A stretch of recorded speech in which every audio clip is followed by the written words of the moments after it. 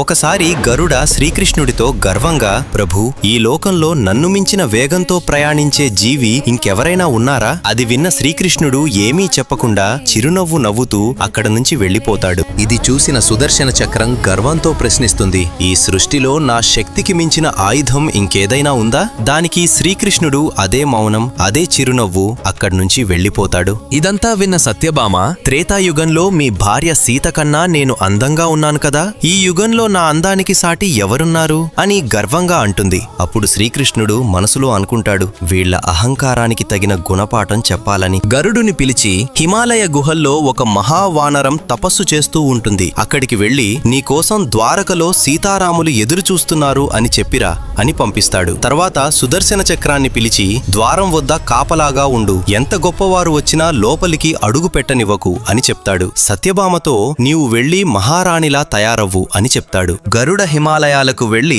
హనుమంతుడితో శ్రీకృష్ణుడు చెప్పిన మాటలను చాలా గర్వంగా చెప్పడం మొదలు పెడతాడు. ఆ మాటలు పూర్తవక ముందే హనుమంతుడు గరుడ కంటే 1000 రెట్లు వేగంగా దూసుకెళ్తాడు. అది చూసి గరుడ ఆశ్చర్యపోతాడు. హనుమంతుడు ద్వారక చేరుకుని రామునిలా ఉన్న శ్రీకృష్ణుడి ఎదుట వాలిపోతాడు. అప్పుడు శ్రీకృష్ణుడు అడుగుతాడు, ద్వారం వద్ద నిన్ను ఎవరు ఆపలేదా హనుమా? హనుమంతుడు చిరునవ్వుతో, స్వామి, ఒక చక్రం ఆపాలని చూసింది, కాని దానితో యుద్ధం చేస్తే మీ దర్శనం ఆలస్యమవుతుందనిపించింది, అందుకే దాన్ని అమాంతం మింగేశాను అని సమాధానం చెప్తాడు. హనుమంతుడు సత్యభామ వైపు చూస్తూ, స్వామి, ఈ చెలికత్తె ఎవరు? నా సీతమ్మ తల్లి ఎక్కడ ఉంది అని అడుగుతాడు. ఇలా శ్రీకృష్ణుడు, గరుడ, సుదర్శన చక్రం, సత్యభామ గర్వములను ఒక్క హనుమంతుడితో సమాధానం చెప్తాడు. జై శ్రీకృష్ణ అని కామెంట్ చేయండి, జై బజరంగబలి అని రాయండి.